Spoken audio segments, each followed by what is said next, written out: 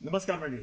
ज्येष्ठ नागरिकांच्या समस्यांची उत्तर शोधणारा, त्यांचं मन प्रसन्न करणारा आणि त्यांच्या मनामध्ये भक्तीची ज्योत जागवणारा हा उत्तरार्ध कार्यक्रम. प्रेक्षक या कार्यक्रमात आपलं अतिशय मनपूर्वक स्वागत. आजच्या कार्यक्रमाचा विषय अतिशय छान विषय आहे. याचं महत्त्वाचं कारण असं, आज बुद्ध पौर्णिमा आहे आणि भगवान बुद्धांची जी शिकवण आहे ती आजही अखिल मानवजातीला अतिशय प्रेरणा देणारी अशी आहे. त्यामुळे आम्ही विषय घेतलेला आजचा मनशांती. आणि या मनशांतीवर बोलण्यासाठी आपल्याकडे दोन मान्यवर पाहुणे आपले आलेले आहेत. मी प्रथम त्यांची आपल्याला ओळख करून देतो. उषा तांबे या ज्येष्ठ लेखिका आहेत आणि अखिल भारतीय मराठी साहित्य महामंडळाच्या अध्यक्ष आहेत आणि त्यांच्यासोबत आहेत किरण जोगळेकर. हे प्रवचनकार आहेत आणि स्वतः वक्ते आहेत, व्याख्याते आहेत, गझलकार आहेत. आपल्या दोघांचं या कार्यक्रमात अतिशय स्वागत. तर उषा, ते मला एक सांगा की आज बुद्ध पौर्णिमा आहे, तर भगवान बुद्धांची शिकवण जी आहे बरं का, प्रेरणा देणारी, तर त्याच्याबद्दल ज्येष्ठांना काय सांगायला? मला असं वाटतं की वृद्धत्व, व्याधी आणि दारिद्र्य यांनी व्यथित होऊन राजपुत्र सिद्धार्थ घर सोडून निघाला आणि त्यांनी स्वतःला मनशांती मिळवली आणि जगाला सुद्धा शांतीचा संदेश दिला. त्या बुद्ध पौर्णिमेला हा मनशांतीवरचा कार्यक्रम आहे आणि त्यात मला सहभागी होता आलं, याचा मला अत्यंत आनंद होतोय. फार सुंदर. तुम्ही काय सांगा किरण?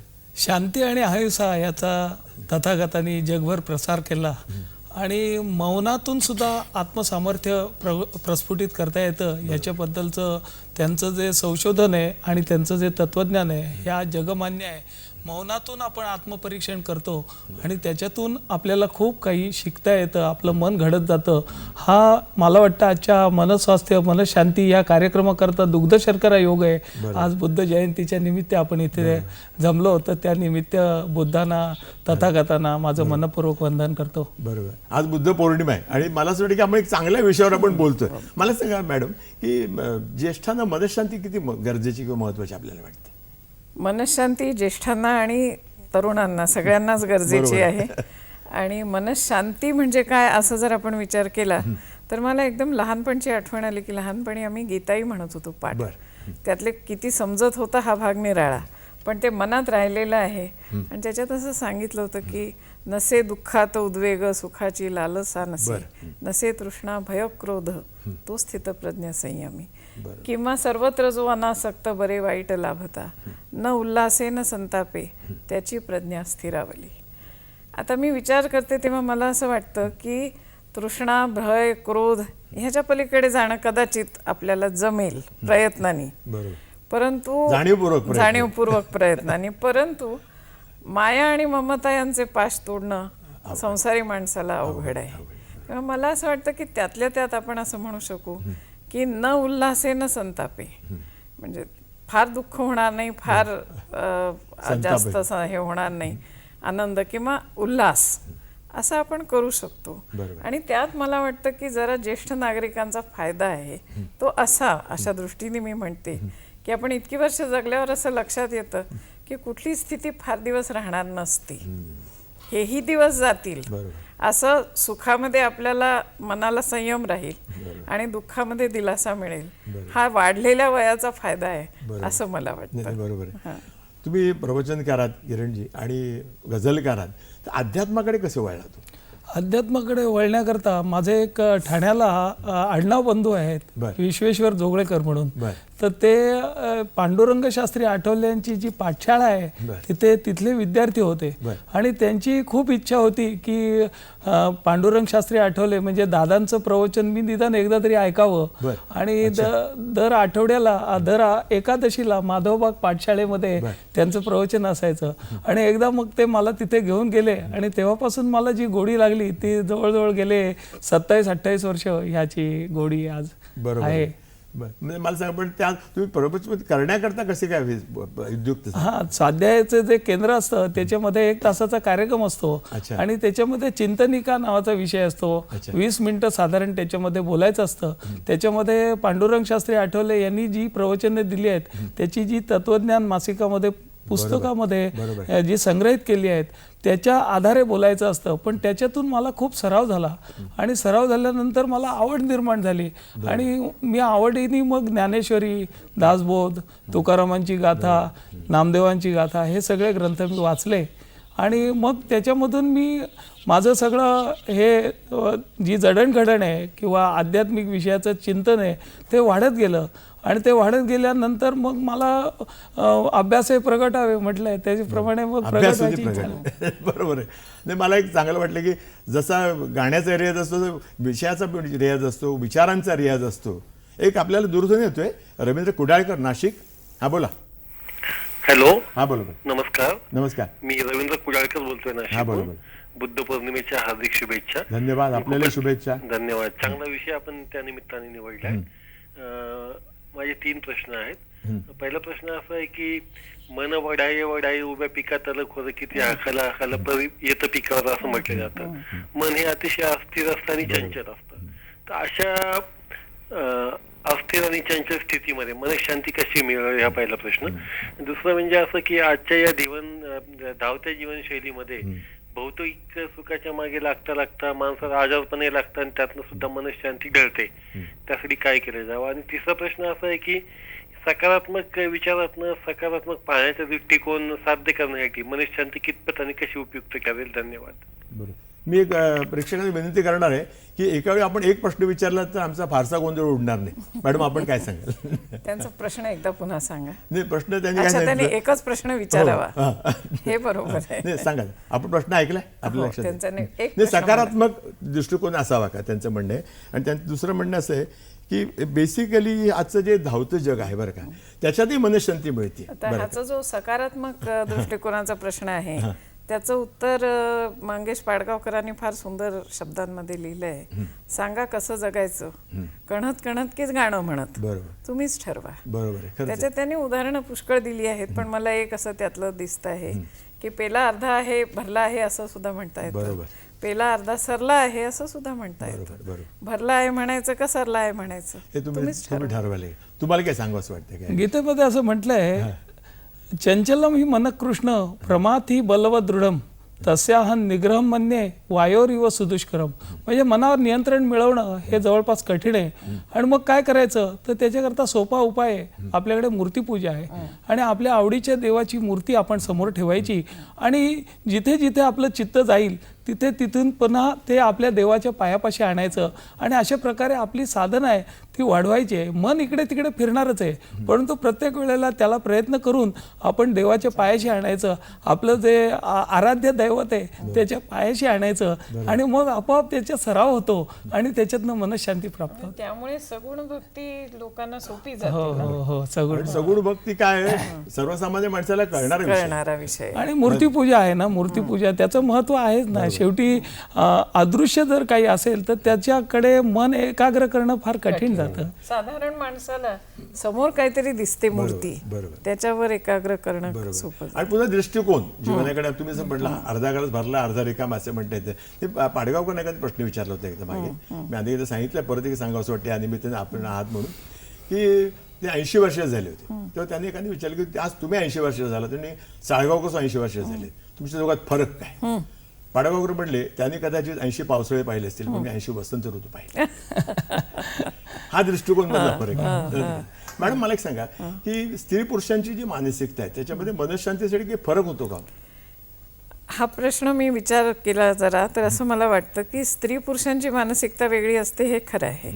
आणि साधारणपणे आपल्या पुरुषप्रधान संस्कृतीमध्ये असं वाटतं की पुरुषांमध्ये जास्त मनशांती असेल किंवा जास्त स्थिरता असेल किंवा जास्त मनोबल असेल. पण मला असं म्हणजे तशा तऱ्हेने मनशांतीप्रमाणे या दोघांमध्ये फरक आहे असं वाटत नाही.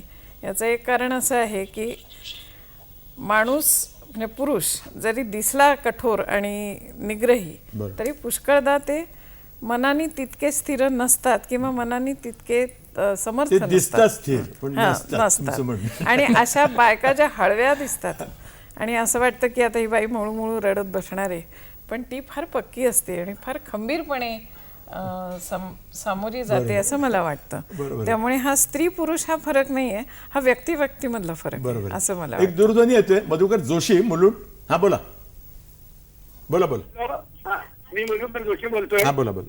हा, मला एवढंच विचारायचं आहे की गौतम बुद्धाविषयी एवढा आज बुद्ध पौर्णिमा आहे, मला गौतम बुद्धाचा कुठल्या प्रकारे अपमान करायचा नाहीये. पण मला एवढं सांगायचं की गौतम बुद्धाने जे अहिंसा तत्व आपल्याकडे केलं तेव्हापासून हिंदुस्थानवरती स्वाऱ्या व्हायला लागल्या आणि आपण एक शंड देश म्हणून निर्माण झालो. गौतम बुद्धाच्या जे हेतू काहीतरी चांगला असला तरी गौतम बुद्धाच्या या ह्याच्यामुळे आपल्या संबंध हिंदुस्थान हिंदू असेल हिंदू समाजाला एक प्रकारची लिथार्जी प्राप्त झाली आणि त्याच्यामुळे आपल्यावरती 900 वर्ष मुसलमानांनी आणि 150 वर्ष इंग्रजांनी राज्य केलं. आपण प्रश्न विचार. मग मला एवढं म्हणायचं की प्रश्न आपला सांगा. माझा प्रश्न असा आहे की गौतम बुद्धाची तत्व हे खरोखरच देशाला उपयोगी आहे का?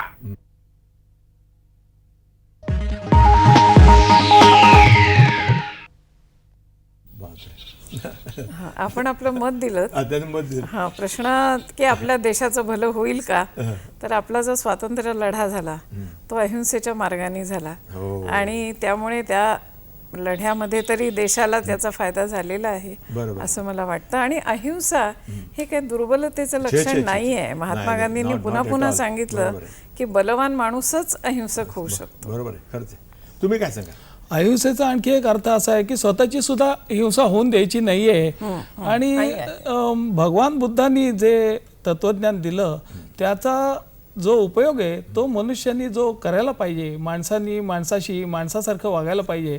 तसं माणूस वागत नाही त्याला बुद्ध काय करतील, हा मला नेहमी प्रश्न पडतो. भगवान बुद्धांनी जे सांगितलं ते बरोबर आहे आणि त्यांनी मनशांतीतून जो आपल्याला धडा दिला आहे तो आपल्याला घेता येईल. मौनामध्ये खूप सामर्थ्य आहे. ते पण फार मला महत्वाचं वाटतं तुमचा मुद्दा. त्याची एक छोटीशी गोष्ट अशी सांगता येईल मौनाबद्दल की एक माणूस असतो त्याला बरेचसे प्रश्न असतात आणि त्याला कोणीतरी सांगतं की तथागत तुझ्या प्रश्नाची उत्तरं देतील आणि मग तो त्यांचा आश्रम शोधत शोधत शोधत त्यांच्याकडे जातो आणि त्याला असं लक्षात येतं की इथे सगळेजण शांत बसलेले आहेत झाडाखाली आणि मौनामध्ये बसलेले आहेत आणि मग हळूहळू तो बुद्धांच्या पर्यंत पोचतो. तिथे आधी त्याचं स्वागत करतात, त्याला फळ वगैरे जलपान देतात आणि नंतर तो बुद्धांकडे गेल्यानंतर बुद्धांना सांगतो की मला खूप प्रश्न पडलेत आणि मी तुमच्याकडे आलोय. भगवान म्हणतात की मी तुझ्या सगळ्या प्रश्नांची उत्तरं देईन पण माझी आधी एक अट आहे. काय अट आहे तर तिथे बाजूचं जे झाड आहे तिथे तू जाऊन 2 वर्ष मौन मध्ये बसायचं. 2 वर्ष आणि तू जर तिथे बसू शकला, बाकीची तुझी सगळे आमची आश्रम व्यवस्था करील आणि तू जर तिथे बसू शकलास तर तुला मी तुझ्या सगळ्या प्रश्नांची उत्तरं देईन. इथे कसं कौशल्य आहे बघा की त्यांनी प्रश्नाची उत्तरं नाकारली पण नाहीत आणि आता दिली पण नाहीत. आणि मग हा माणूस विचारात पडून पुढे पुढे जात असताना एका झाडाखालचा शिष्य जरा हसताना दिसतो. मग त्याला तो विचारतो की तुम्ही का हसता, माझी काही चेष्टा तर होत नाही ना. म्हणजे चेष्टा नाहीये, तू 2 वर्ष जर मौनात राहिला असतं तुला कोणते प्रश्न येणार नाही, स्वतःला स्वतःची उत्तरं सापडतील, सर्व ज्ञान प्राप्त होईल तुम्हाला. बरं का, बरोबर. मला असं वाटतं की याच्यामध्ये कुटुंबातला कलह, बरं का, मनशांती आपण बोलतोय, कुटुंबातला कलह त्याच्यामुळे ज्येष्ठांची मनशांती जी आहे ती ढळण्याची शक्यता वाटते का तुम्हाला? आहे ना. काय आहे की प्राप्तेषु षोडशो वर्षे पुत्रो मित्रवदाचरेत हे वचन आपण पाळत नाही. मुलगा मोठा झाला तरी आपण त्याच्यावरती दडपण आणतो, तू असंच करायला पाहिजे, तू तसंच करायला पाहिजे. वास्तविक मुलाला वडिलांची चप्पल किंवा बूट व्हायला लागले की त्याला स्वातंत्र्य द्यायला पाहिजे. पण आपल्याकडे पैसे असतात आणि आपण त्या पैशाच्या जोरावर त्याला सांगतो तू असं करायचं नाही, तू तसं करायचं नाही आणि त्यामुळे मग कलह वाढत जातो. बरोबर आहे. मला वाटतं की चर्चा छान चाललेली आहे. आपण एक विश्रांती घेऊया, भेटू एक छोट्याशी विश्रांती. उत्तरार्ध कार्यक्रमात मित्रांनो आपलं परत एकदा स्वागत. आपण मनशांती विषयावर बोलतो. मॅडम मला असं सांगा की शीघ्रकोपी मंडळी जी असतात, चटकन रागवणारी, त्यांना मनशांती समस्या जास्त भेडसावते का? तुमचं काय ऑब्झर्वेशन आहे? असं वरकरणी असं वाटेल की जो माणूस फार चिडतो चटकन तर त्याच्याकडे मनशांती नसेल. पण मला असं वाटतं की ह्या 2 वेगळ्या गोष्टी आहेत. आता मी माझ्या अनुभवांना सांगते. माझे वडील असे शीघ्रकोपी स्वभावाचे होते, फार पटकन रागवायचे, परंतु त्यांच्यामध्ये वृत्तीची स्थिरता अगदी पूर्ण होती. त्यांनी जे काही मूल्य आयुष्यामध्ये त्यांची होती ती त्यांनी शेवटपर्यंत पाळली. म्हणजे ते स्वातंत्र्य सैनिक होते, त्यांनी जन्मभर खादी घातली आणि स्वातंत्र्यानंतरचं सगळं राजकारण बदलून ते सत्ताकारण झालं. पण नवल म्हणजे ते चिडले नाहीत त्याच्यावर किंवा ते असे दुःखी झाले नाहीत, कडवट झाले नाहीत. ते सतत आपले मूल्य जपत राहिले आणि मनाने शांत राहिले. त्याचा म्हणजे त्यांच्या शीघ्रकोपी स्वभावाचा आणि मनशांतीचा तसा काही आणि रिॲक्शनचा खूप लोक काय करतात, त्यांच्यावर जे काही गुदरलेलं असते, त्यांना जे संकट आले त्याची रिॲक्शन ते दुसऱ्यांवर देतात. हां, मग त्याचा राग ते म्हणजे मला बदला वाटतं की घेण्याच्या तो राग येतो तो भाग निराळा असतो आणि मनामध्ये तुमच्या जी स्थिरता असते तो भाग वेगळा असतो. म्हणजे मला एक सांगा किरणजी, की अंथरुणाला खेळलेली जे ज्येष्ठ मंडळी आहेत, व्याधीग्रस्त आहेत, त्यांनी मनशांती मिळवण्यासाठी काय करावं? मार्ग काय? फार मोठा प्रश्न आहे.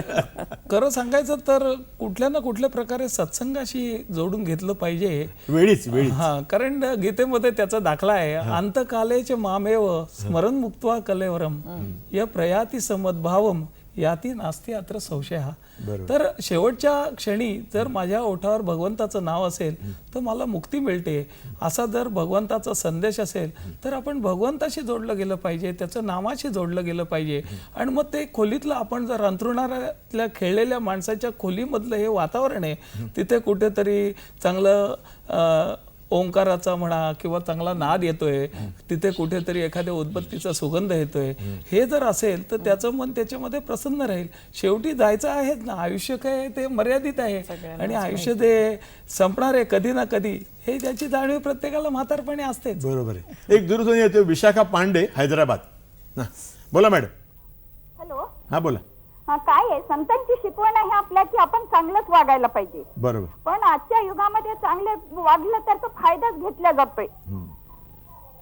हा, आणि काय होते, फायदाच घेतला जातोय आणि अशा वेळी मनशांती कशी टिकवावी, आणि चांगलं वागणाऱ्याला वेड्यातही काढलं जातं. असं अशा वेळी असे अनुभव येत असताना चांगलं कसं वागायचं आणि मनशांती कशी टिकवायची? चांगला प्रश्न. तुम्ही काय सांगा?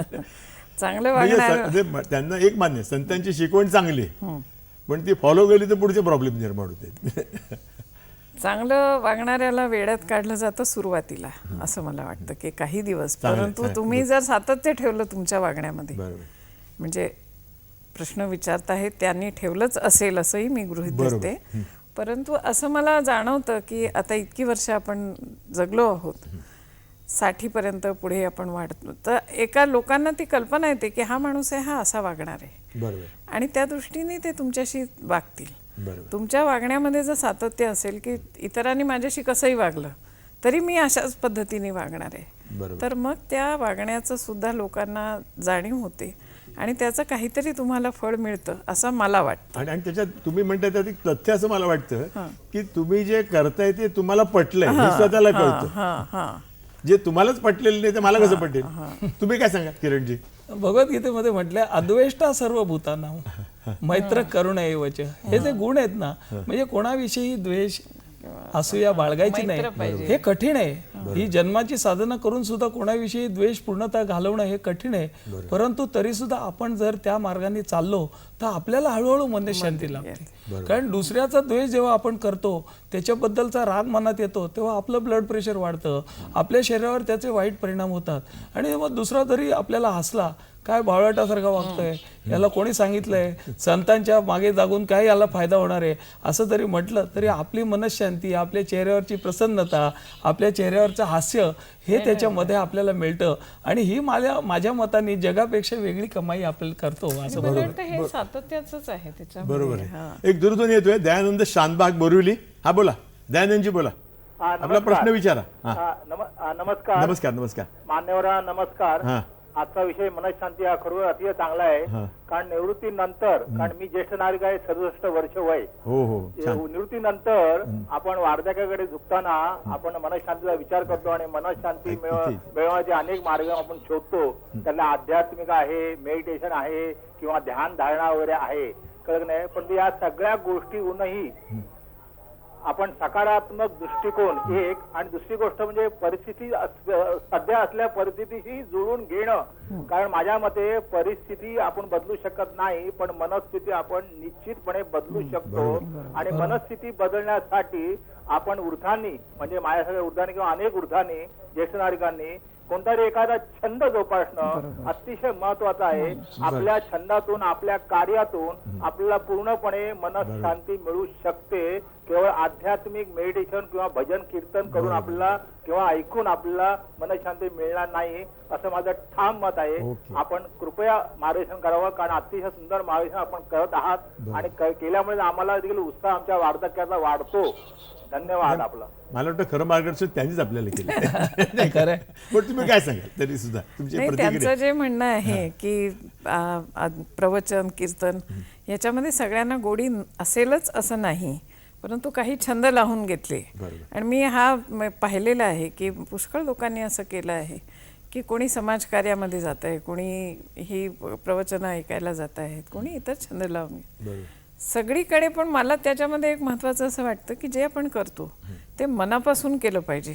तुम्ही मगाशी म्हणाला तसं ते स्वतःला आधी पटलेलं असलं पाहिजे की हे मी करतो आहे, हे मला आवडलेलं आहे आणि म्हणून मी करतोय, माझा वेळ जात नाही म्हणून मी करतोय, असं जर केलं तर त्याच्यामधनं काही समाधान मिळणं कठीण आहे. हेतुरहित जेव्हा होतं ना तेव्हा त्यातली मजा निघून जाते. जसं ज्येष्ठांच्या बद्दल म्हटलं जातं की जगण्याचं उद्दिष्ट संपलं की म्हातारपणाचं ओझं वाटतं. आपण जे मगाशी म्हटलात ना की खरा सवाल कुठे आहे, प्रश्न कुठे आहे आज समाजामध्ये, की मेरे कमी सेस की कमी सफेद क्यों. म्हणून वामनराव पै एक फार छान सांगतात. सद्गुरू वामनराव पैंचं एक वाक्य फार सुंदर आहे. ते म्हणते की समोर आलेल्या प्रत्येक माणसाबद्दल तुम्ही म्हटलं पाहिजे परमेश्वराचं भलं कर, त्याचं कल्याण कर, याला आनंद दे, याला सुखी ठेव, लक्षात ठेव, असं तुम्ही म्हणत राहिलात प्रत्येक माणसाबद्दल तर देव सुद्धा तुमच्या आयुष्यात सुरेख रांगोळी काढल्याशिवाय राहणार नाही सुखाची. It's like that. त्यामुळे बेसिकली एक तुमचा अप्रोच जीवनाकडे बघण्याचा. मला सांगा मॅडम की तुम्हाला विचारायचं वाटतं की बेसिकली आपण म्हणतो की समाजात जेव्हा वावरतं, तुम्ही आता साहित्य संमेलनावर नेहमी असता व्यासपीठावर वगैरे, तर काही लोक दुर्मुखलेल्या चेहऱ्याने वावरतात बरं का, तर त्यामुळे पण गडबड होते का मनशांतीची? आता हे ज्येष्ठ लोकांच्या बद्दल तुम्ही म्हणता आहात किंवा दुर्मुखलेले असतात, साहित्यिक बरेचसे ज्येष्ठच आहेत म्हणून म्हटलं. त्याच्यामध्ये मला काय वाटतं ह्याच्यामध्ये ना समाजाचा थोडासा भाग असतो की अशी एक आपल्याला वाटतं की मला पुरेसा मान मिळत नाही किंवा लोक मला तेवढा सन्मानाने वागवत नाहीत, तर थोडी ही आपण अपेक्षा करतो लोकांकडनं. आणि एकदा तुम्ही दुसऱ्यांकडनं अपेक्षा केली की त्याच्यामध्ये काहीतरी दुःख येणार हे धरूनच चालायला हवं. कारण त्यांनी कसं वागावं हे तुम्ही नाही ठरवू शकत. तुम्ही कसं वागावं हे तुम्ही ठरवू शकता. तर त्यामुळे मला असं वाटतं की अपेक्षांचं जर ओझं आपण टाकून दिलं तर आपल्याला पुष्कळ सुख मिळू शकतं. आणि विशेषतः कार्यक्रमांमध्ये जे तुम्ही म्हणालात की दुर्मुखलेल्या चेहऱ्याने वागत असतात, तर ही जाण जर आपण ठेवली ज्येष्ठ लोकांनी, मग ते साहित्यिक असोत किंवा घरातले नातेवाईक असोत, आजी आजोबा असोत, किंवा हा कार्यक्रम आहे, हा कार्यक्रम मला बिघडवू द्यायचा नाहीये, किंवा हे जे काही चाललेलं आहे समारंभ तो मला बेसूर करायचा नाही. तुम्ही सूर म्हणालात म्हणून असं जर ठरवलं तर हे आपण ठरवू शकतो ना. तुम्ही मला मान द्यायचा आणि तुम्ही उभे राहिला नाहीत मी आल्यावर, त्याला मी काय करणार? मी काहीच करू शकत नाही. हा, पण त्याकरता एक जीवनातलं सत्य लक्षात घ्यायला पाहिजे. समजा म्हणजे असं जर असेल की मी जर तुमच्याकडनं अपेक्षाच नाही केली की मी आले आहे ठीक आहे, तर मी कसं वागावं हे मी ठरवू शकते आणि ते चांगलं वागू शकते, एवढं नक्की आहे. एक वास्तव लक्षात घ्यायला पाहिजे. एक गाणं छान आहे, एक धागा सुखाचा 100 धागे दुःखाचे, झरतारी हे वस्त्र मानवा तुझे आयुष्याचे. म्हणजे आपल्यालाच फक्त दुःख आहे असं नाही, बाकीच्या सगळ्या समाजाला पण दुःख आहे. आणि आपण काय मानतो की मीच फक्त दुःखी आहे आणि बाकी सगळे मजेत आनंदात व्यक्त करतायत आणि म्हणून आपण जास्ती दुःखी होतो. तसं नाहीये. प्रत्येकाला दुःखाचा काहीतरी दुःख आपल्याला दिसत नसेल कदाचित. एक दूरध्वनी घेऊया. ऍडव्होकेट सुरेश निमकर, विलेपार्ले. हा बोला. हॅलो सुरेशजी बोला. हा, काम, क्रोध, मद, मत्सर आणि दंभ. हॅलो. हा बोला बोला. हा, काम, क्रोध, मद, मत्सर आणि दंभ हे षड्रिपू आपल्या आहेत आणि या षड्रिपूंमुळे माणसाची मनःशांती भंग पावते असं जनरली म्हणतात. तर ह्याच्यातला एक एक आपण विचार करतोय, परंतु हे संपूर्ण षड्रिपू आपण कशा पद्धतीने त्याच्यावरती आपण कंट्रोल ठेवू शकतो या बाबतीत काही सांगता येईल का? षड्रिपूंवर कसा नियंत्रण कसं ठेवायचं? हो, काम, क्रोध, मद, मत्सर, लोभ, दंभ असे हे षड्रिपू आहेत आणि साधारण माणसाला ह्याच्यावर विजय मिळवणं अतिशय कठीण आहे. संसारी माणसाला तर फारच कठीण आहे, कारण आपण जर हे सगळे सोडून दिलेत ना तर मग आपल्या संसारामधला आपला रसही कमी होण्याची बरोबर. शक्यता आहे. संसारही जगलं पाहिजे ना. हा. बरोबर. तर मला त्याच्यामध्ये ना असं वाटतं काही गोष्टींवर आपण विजय मिळवू शकतो म्हणा किंवा ताबा मिळवू शकतो. बरोबर. विजय नाही. काम, क्रोध आहे किंवा लोभ आहे, मत्सर आहे, हे आपण थोडा आध्यात्मिक विचार केला तर नक्कीच विजय मिळवू शकतो. बरोबर. परंतु माया आणि ममता ह्यांच्यावर विजय मिळवणं पुष्कळ कठीण आहे. कारण ती आपली स्वाभाविक प्रवृत्ती आहे. आपण संसारी लोक आहोत. आपली मुलं असतात, नातवंड असतात, आपलं मन त्याच्यामध्ये गुंतलेलं असतं आणि गुंतलेलं असतं म्हणूनच आपण जगत असतो. आपल्या जगण्याचं उद्दिष्टच ते आहे, म्हणजे हो. बहिणाबाईंनी जे म्हटलंय ना की संसार, अरे संसार संसार खोटा कधी म्हणू नये, रावळाच्या कळसाला लोटा कधी म्हणू क्या बात नये, आहे ना. बरोबर. तर म्हणजे त्याच्यामध्ये गुंतणं हे महत्वाचं आहे. परंतु त्याच्या पुढे जाऊन सुरेश भटांची कविता लक्षात ठेवली पाहिजे. गुंतुनी गुंत्यात सारा पाय माझा मोकळा. म्हणजे मोकळा करता आला पाहिजे पाय. तर मग म्हणजे मग अशा तऱ्हेने आपल्याला काहीतरी मनशांती मिळू शकते. बरोबर. तुम्ही काय सांगा? याकरता गीतेमध्ये पथदर्शी श्लोक आहे. ध्यायतो विषयान पुसः संगस्तेषुपजायते संगात संजायते कामः कामात क्रोधोपि जायते क्रोधात भवति सम्मोहः सम्मोहात स्मृतिविभ्रमः स्मृतिभ्रंशात बुद्धिनाशो बुद्धिनाशात प्रणश्यते. हा गर्तेकडे जाणारा सोपान दिलेला आहे. तर पहिल्याच पायरीवरती आपल्याला सावध राहायला पाहिजे की आपली संगती कशी आहे. तर आपल्याला वाईट संगती असेल तर आपण गर्तेकडे जाणार आणि आपल्याला चांगली संगती असेल तर आपल्याला त्याच्यामधनं लाभ होईल, आपल्याला मनशांती मिळेल. आणि मग मनशांती मिळाली की हे काम, क्रोध, लोभ, दंभ, मोह, मद, मत्सर सगळ्यांपासून दूर होता येईल. आणि तुकाराम महाराज म्हणतात तसं, तिळ जाळीले तांदूळ काम क्रोध तैसेची खळ कारे शिणलासी वाहुगा न भजता पांडुरंगा. जर आपण यज्ञ करतो तर त्याच्यामध्ये दान, तप, संगतीकरण करायला पाहिजे. त्याच्याऐवजी आपण काय करतो, फक्त तीळ आणि तांदूळ जाळतो आणि आपल्या मनातले काम क्रोध तसेच राहतात. त्याचा काय उपयोग? त्याचं बाह्याने होणार नाही ते. म्हणजे ते कसलं प्रतीक आहे ते लक्षात घेतलं पाहिजे. एक दूरध्वनी येतोय, निलिमा करंदीकर, चेंबूर. हा बोला मॅडम. नमस्कार. हा, नमस्कार, निलिमा नमस्कार. करंदीकर बोलते. हा, बोला. आणि दोघे जण इतकं चांगलं सांगतायत. शरदेपोनवरती विजय मिळवायचा असेल तर संस्कार लहानपणीच व्हावे लागतात. कारण लहानपणी आम्हाला रामरक्षा किंवा हनुमान भीमरूपी वगैरे म्हणायला लावायचे किंवा चांगली गाणी ऐकायला लावायचे. त्यामुळे वाचन, लेखन, मनन चांगलं झालं तर मनात शांती कायम राहते असं मला वाटतं. अंगात बळ येतं. कारण नाही तर देह देवाचे मंदिर, आता आत्मा परमेश्वर, हे अशी लक्षात ठेवलं ना तर आपली मनात शांती कधीही रळत नाही असं मला वाटतं. आणि हे संस्कार पुढल्या पिढीवर व्हावे असं मला वाटतं. त्या दोघांनी याविषयी विचार सांगावे. मला वाटतं त्यांनी खरंच चांगले विचार त्यांनीच सांगितले आपल्याला. मला वाटतं की त्यांचं उत्तर इतकं, म्हणजे त्यांची प्रश्न इतका चांगली, त्याबरोबर प्रश्नच नाही. पण आपण, मला वाटतं की छोटी विश्रांती घेऊया, भेटूया थोड्या वेळात. उत्तरार्ध कार्यक्रमात मित्रांनो आपलं परत एकदा स्वागत. आपण मनशांती विषयावर बोलतो आणि आपल्यासोबत आहेत उषा तांबे आणि किरण जोगळेकर. तर मॅडम, तुम्ही काय म्हणाल निलिमाजींचा जो प्रश्न होता आता, त्याच्यात त्यांनी म्हटलंय की पुढच्या पिढीवर हे संस्कार व्हायला पाहिजेत. आणि आता हे खरं आहे की आपल्या घरांमध्ये जे पूर्वी सर्व पाठांतरं होती किंवा रामरक्षा किंवा असं म्हटलं जात होतं ते म्हटलं जात नाही आहे. संस्कार जो होता. हा. परंतु मला असं वाटतंय की पुढची जी पिढी आहे ना ती पुष्कळ विचार करणारी आहे. मी तुम्हाला सांगते, माझ्या नातीने एक अत्यंत सुंदर लेख स्मरणरंजन, नॉस्टॅल्जियावर लिहिला आहे. आणि त्याच्यात तिने तिच्या परीने तिला मुंबई कशी आठवत होती, आता कशी बदलली आहे. त्या सर्व लेखनामध्ये मला असं जाणवलं की तिला घरामध्ये जे तिच्या बोललं जातं किंवा जे विचार ती ऐकत असते त्याचे परिणाम होतात. म्हणजे निश्चितपणे आता रामरक्षा म्हटली नाही किंवा भीमरूपी महारुद्रा म्हटलं नाही, शुभंकरोती म्हटलं नाही तर संस्कार होत नाहीत असं नाही. तुम्ही इतर पद्धतीने, तुमच्या विचारांनी, तुमच्या आचारांनी, आणि हे मला एक पुन्हा पुन्हा लक्षात येतं की तुम्ही सांगता काय यापेक्षा तुम्ही करता काय याच्यावर मुलांचं लक्ष जास्त असतं.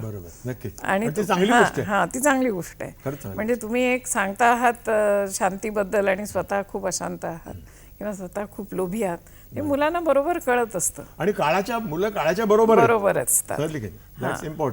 किरणजी, मला सांगा, तुमची आजीची कविता या पुस्तकाची जन्मकथा काय सांग? आजी येतात म्हणून आम्हाला इंटरेस्ट आहे. काय माहितीये का, आजी सगळे जे बऱ्याचदा असं करतं की आई स्वामी तिन्ही जगाचा आई विना भिकारी. त्यामुळे आईच्या कविता, आईचे कविता संग्रह आणि त्याचं सादरीकरण ह्याचा मध्ये भरपूर मोठ्या प्रमाणात प्रचार झाला आणि तो योग्यही आहे. तर माझ्या सहज मनात आलं की आपण आजीचं जे नातं आहे, आजीचं आणि नातवाचं जे नातं आहे, ते थरथरते हात आहेत, ते सुरकुतल्या पडलेले हात आहेत आणि ते त्या या बाळाला घेत आहेत आणि त्याला माया देत आहेत, वात्सल्य देत आहेत. हे जे हात आहेत यांचं कधी आपण त्याचं स्मरण करणार किंवा त्या आजीच्या मनात काय येतं ते विचार त्याचं कधी हे करणार. त्याच्याकरता मग मी एक राज्यस्तरीय स्पर्धा घेतली. आमची ही साहित्य विचार मंथन नावाची संस्था आहे, त्याच्यातर्फे ही राज्यस्तरीय स्पर्धा घेतली आणि मला भरभरून प्रतिसाद मिळाला. मला 55 कवीच्या 90 कविता मिळाल्या आणि मग त्यातल्या एकेका कवीची एक एक कविता घेऊन हा आजीच्या कविता, हा कविता संग्रह इथे आपण प्रकाशित केला आणि त्याला खूप लोकांची एखादी झलक ऐकू आम्हाला कवितेची. त्याच्या कवितेतली कुठलंही पान उघड, सगळ्या आजीच्याच कविता आहेत. आजी तू ये ना लवकर, वाट तुझी पाहतो, तू नाहीस म्हणून मी पाळणाघरात राहतो. मी मोठा झाल्यावर तुला छान सांभाळीन, तुझ्या नकळ मी तुझा श्रावण बाळ होईन. संध्याकाळी रोज तुला फिरायलाही नेईन, जेवणानंतर औषधाच्या गोळ्याही देईन. काळजी नको म्हातारपणाची, काठी तुझी होईन, आई बाबांच्या डोळ्यात अंजन मी घालीन. प्रेमाने राहू आपण, गाणी गाऊ जोशात, कशाला वृद्धाश्रम हवेत आपल्या देशात, कशाला वृद्धाश्रम हवेत आपल्या देशात. ही चंद्रकला भाविस्कर यांची कविता.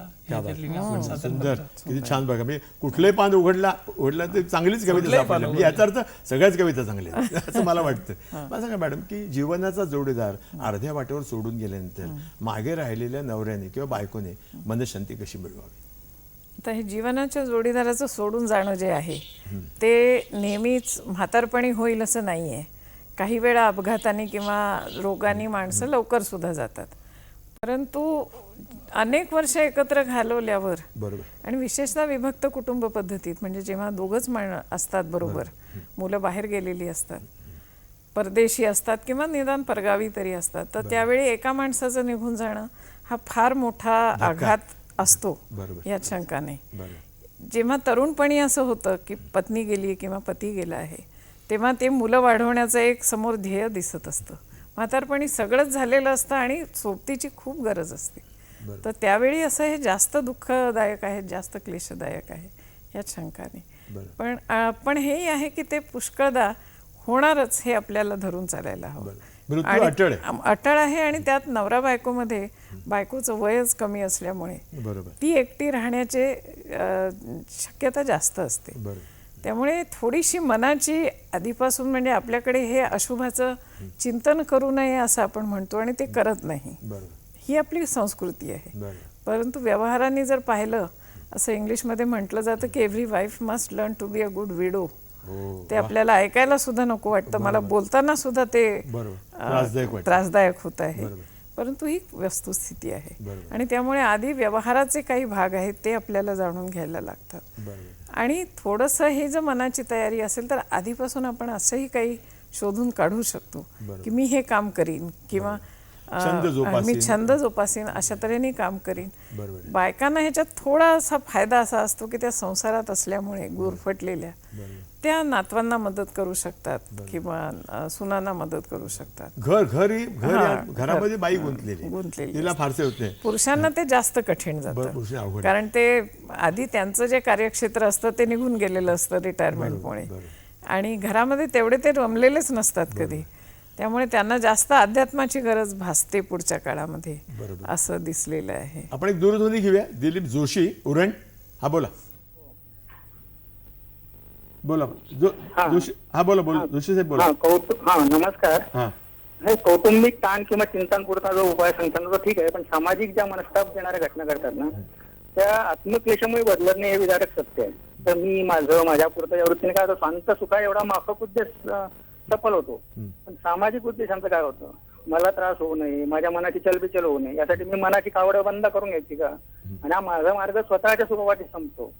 पण इतर समाजात अनेक अशा घटना घडत राहतात. साधं अगदी भ्रष्टाचार जाऊ दे, आपण साधं ऑफिसमध्ये कार्यालयात वेळेवर यायचं इथपासून तर अनेक शिस्तभंगाच्या घटना घडत असतात. ते पण आपला प्रश्न आता काय? सह्याद्री वाहिनीचं उदाहरण घ्या. जोशी साहेब, आपला प्रश्न विचार. मराठीसाठी मी इतका प्रयत्न करतो, पण सह्याद्री वाहिनी मराठीतून बोलतच नाही. स्वागत मराठीतून करतच. मी 5 वर्षापासून याचा पाठपुरावा करतोय.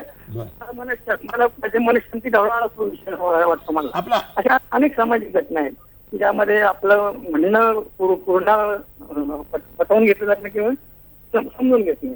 आत्मक विषयाने काय होतं, भावना प्रकारांचा फरक पडतो, पण जिथे संवेदना प्रश्न आपण विचारत नाही. अशा वेळी समर्थांचा जो उद्देश आहे घटासी व्हावे महाघट, हा उपाय तुम्हाला कसा वाटतो? बुद्धांचा मार्ग ठीक आहे, तो चांगला आहे, पण घटासी व्हावे महाघट हा जर उपाय केला तर यावर उषा तांबेंचं जे महाराष्ट्र मध्ये यायचं लेख यायचे, तर त्यांचं मत काय आहे मला याबद्दल, आणि दोघांचंही मत मला जाणून घ्यायचं आहे. धन्यवाद. ठकाचे त्यांनी जे म्हटलं आहे, ठकासी व्हावे महाठक, ह्याच्यामध्ये काय सामाजिक जे प्रश्न आहेत. आता आपण सर्वच काही संस्थांमध्ये काम करतो. मी मुंबई मराठी साहित्य संघात काम करते, अखिल भारतीय मराठी साहित्य महामंडळात काम करते. अशा सामाजिक संस्थांमध्ये असे प्रश्न नेहमी येतात की सर्वच जण काही तितक्याच प्रामाणिकपणे किंवा आस्थेने काम करतात असं नाही, किंवा तेवढ्या ताकदीने. हा, ताकद आता ज्याची त्याची. म्हणजे मला काय म्हणायचं, प्रयत्न मी प्रामाणिकपणे करतो, किरणजी कडे तुम्ही करता, पण मला जमत नसेल. हो, पण तुमची जर ताकद तेवढीच असेल हे मला लक्षात आलं तर ते मी जाणून घ्यायला पाहिजे. हा पहिला भाग आहे. तिथून कलह थांबला. दुसरं म्हणजे प्रामाणिकपणे जर तुम्ही काम करत नसाल, असं तर होतच, तुम्ही किंवा मी तुमचं नाव उदाहरण मला घ्यायला हरकत नाही, पण कोणी एक व्यक्ती करत नाहीये प्रामाणिकपणे काम. पण हे आता आपण सामाजिक संस्थांमध्ये हे लक्षात किंवा गृहीत धरायला हवं असं मला वाटतं की जर संस्था चालवायची असेल, सर्व तऱ्हेची माणसं लागतात. एखादा माणूस त्यावेळी काम नसेल करत, पण त्याच्याजवळ दुसरी काहीतरी ताकद असते की तो हे गोष्ट चांगली करू शकतो. तिसरा माणूस कोणी पैसे गोळा करून आणू शकतो संस्थेसाठी, निधीचं काम करू शकतो. कोणी मान्यवरांना बोलवून आणू शकतो कारण त्याची तशी ओळखी पाळखी असतात. कोणी साधं रेकॉर्ड ठेवायचं काम जे असतं, दप्तर ठेवायचं काम, ते चांगलं करू शकतो. संस्थेमध्ये फार हा, हे अशा तऱ्हेच्या प्रत्येकाच्या काहीतरी मर्यादा आणि क्षमता असतात. त्या जाणून जर केलं तर मग आपल्याला त्यांच्याबरोबर काम करणं सोपं जातं. आता तुम्हाला माहितीये का, तू म्हणतो मला जाणवलं, नाट्य परिषद मी बघितलं, अशी काही मंडळी होती की ते कुठे कुठे काय काय छापून झाले, ते कात्रण चिकटवून ठेवले. केवढा मोठा ऍसेट झाला तो. 5-10 वर्षाने फार मोठा मोठी गोष्ट होती.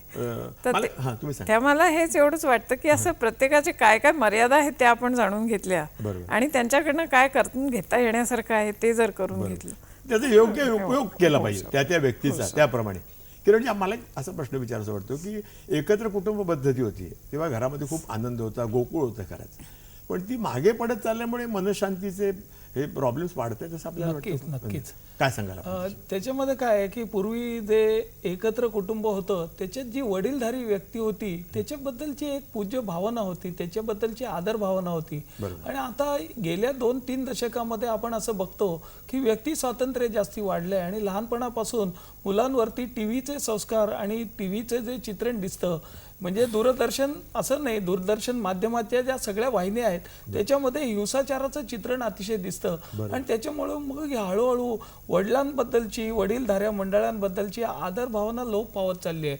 आणि त्यामुळे माणसाचा स्वभाव थोडासा हे आग्रही बनला आहे, मला हवंय तसं मी करीन आणि मला कोणाचं बंधन नको. ह्याच्यामुळे ही घरातली एकत्र कुटुंब पद्धती आता हळूहळू शहरामध्ये तर संपतेच आहे. आपण ब्लॉक संस्कृतीमध्ये आलो आणि ब्लॉकमध्ये मी आणि माझा मुलगा आणि माझी बायको एवढ्यापुरतं आपण बघतो. आई वडिलांकडे जाणं हे सुद्धा कधीतरी त्यांनी बोलावलं तर जायचं किंवा अगदी जरूर पडली तर दुसऱ्या भावंडांनी बघितलं नाही तर मी आई वडिलांकडे लक्ष द्यायचं. अशा पद्धतीची मानसिकता समाजामध्ये हळूहळू वाढत चालली आहे आणि त्यामुळे एकत्र कुटुंब पद्धती ही शहरामध्ये तरी मला लक्षात येतं की ती हळूहळू मोडकळीस आलेली आहे. ही काही वर्षांनी तर ती काल्पनिक गोष्ट होईल असं मला वाटतं. अपरिहार्यपणे घडतंय ते. मला सांगा मॅडम की एकदा आपल्या घराची कॉलबेल वाजवून गेलेला मृत्यू किती गोष्टीसाठी ज्येष्ठांना प्रेरणा देऊ शकतो? हा, घराची जसं मी म्हटलं की आधी एखाद्या जोडीदाराचा मृत्यू होणं हे शेवटीच होईल असं नाही, वयाच्या तरुणपणी पण होऊ शकतं. तसं मृत्यूसुद्धा तुमच्या म्हातारपणीच कॉलबेल वाजवेल असं नाही ना, आधी पण वाजवू शकतो. आणि सांगायची गोष्ट अशी की तरुण माणसाची आणि वृद्ध माणसाची ह्याला प्रतिक्रिया फार वेगळी होते. मी तुम्हाला एक माझं उदाहरण सांगते की मी मुंबईत नवीन होते, 71 साल होतं आणि लढाई असल्यामुळे एकदम कर्फ्यू होता. आम्ही रात्री परत येत होतो आणि एकदम असा तो सायरन वाजला आणि आम्हाला सांगितलं की तुम्ही आता ताबडतोब रस्त्यावर आडवे व्हा, कारण आता बॉम्ब पडू शकतील. तेव्हा मी रस्त्यावर चर्चगेटच्या जवळ आमचं घर होतं, तिथे मी आडवी झाले होते. माझ्या मनात काय विचार होते, मी मरेन असा विचार नाही आला. मला विचार आला की आता हे एवढी दुकानं, एवढे रस्ते, एवढं हे शहर जे एवढ्या लोकांना आसरा देतं ते नाहीसं होईल, ह्याचं मला दुःख झालं. नंतर एकदा अपघातात सापडले होते, तेव्हा सुद्धा अपघातात मी वाचले अर्थातच, आणि घरी आले तर मला असंच वाईट वाटत राहिलं की अरे आता हे माझे म्हातारे सासरे, यांना मला घेऊन दवाखान्यात जावं लागेल वगैरे. पण जेव्हा 60 नंतर अँजिओग्राफीसाठी जायची वेळ आली तेव्हा मात्र मला वाटलं की आता हे आपण निरोप घेतोय घराचा. म्हणजे बघा, म्हातारपणी तुम्हाला वेगळं वाटतं, तरुणपणी आपले विचार वेगळे असतात. आणि हे नक्की कळतं की आता जे आपल्याला आयुष्य मिळालं आहे ते काहीतरी आपल्याला परमेश्वराने विशेष दिलेलं आहे. म्हणजे ते डोळ्यांनी बघतो, ध्वनी परिसतो, कानी पदी चालतो, जिव्हेने रस चाखतो, मधुरही वाचे आम्ही बोलतो, हाताने बहुसाळ काम करीतो, विश्रांतीही घ्यावया, घेतो झोप सुखे फिरोने उठतो, ही ईश्वराची दया. म्हणजे उठतो परत, ही ईश्वराची दया आहे. पुष्कळदा माणसं एकदा झोपायला गेली की झोपूनच जातात. त्यामुळे जे पुढचं आयुष्य मिळतं त्याच्यामध्ये तुम्ही काहीतरी चांगलं करावं हे एवढं निश्चित अपेक्षेने खरं दिलं असं नाही का, असं वाटतं.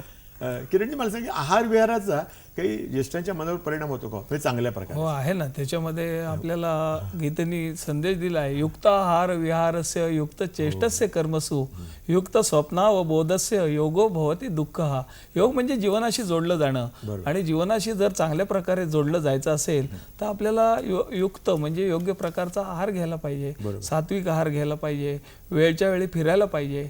मी एक लेख वाचला होता, चाला म्हणजे वाचाल. आपण जे बऱ्याचदा गुडघ्यांचे दुखण्याचे जे रोग असतात ते आपण काही ना काही प्रमाणात रोज चाललं तरच त्या दुःखापासून मुक्ती आपल्याला हळूहळू होऊ शकते. आणि शेवटी प्रत्येकाची शरीर प्रकृती आहे, आणि आपल्या शरीर प्रकृतीप्रमाणे काही आपल्याला त्रास होतो तर तो आपण आपली प्रवृत्ती आपली मनाची बदलून घेतली पाहिजे, ती आनंदी ठेवली पाहिजे आणि सकारात्मक ठेवली पाहिजे. त्याच्याकरता मी एक गोष्ट सांगितली तर चालेल का? थोडक्यात म्हणजे एक 2 मित्र चाललेले असतात मोटरसायकलवरनं, आणि त्यांना अपघात होतो. अपघात झाल्यानंतर त्यांची मोटरसायकल उजव्या बाजूला रस्त्याच्या प्लॅटफॉर्मवरती आदळते आणि दोघांच्याही उजव्या गुडघ्याला फ्रॅक्चर होतं. दोघंही एकाच ऑर्थोपेडिक सेंटरमध्ये हॉस्पिटलमध्ये दाखल होतात. पहिल्या खोलीत एक मुलगा दाखल होतो, दुसऱ्या खोलीत दुसरा तरुण दाखल होतो. आणि मग जो भेटायला जातो त्यातले 2 तरुणांच्या वैचारिकतेमध्ये थोडासा फरक असतो. एक सत्संगाशी जोडला गेलेला असतो आणि एक नॉर्मल आपलं आयुष्य जगणारा असतो. तर जो नॉर्मल जगणारा असतो त्याच्याकडे जे लोक भेटायला गेल्यानंतर तो म्हणतो, अरे आता माझ्या उजव्या गुडघ्याला लागलं, हे फ्रॅक्चर 1.5 महिना राहील, मग मी नोकरीवर जाऊ शकणार नाही, मग माझं नुकसान होईल, अमुक होईल तमुक होईल, आणि त्यामुळे माझा आता किती त्रास होणार आहे.